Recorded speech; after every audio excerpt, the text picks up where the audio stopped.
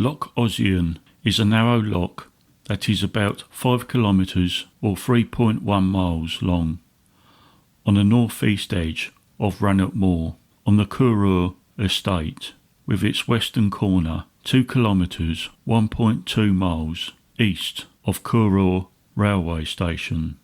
It is drained by the River Ossian, flowing north into another loch and ultimately to the River Speen at Moy.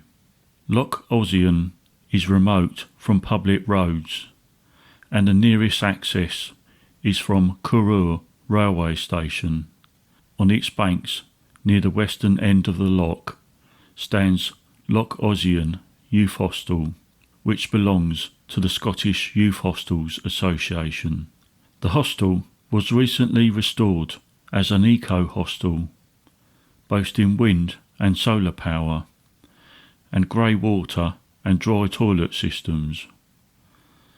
At the eastern end of the loch is Curragh Lodge,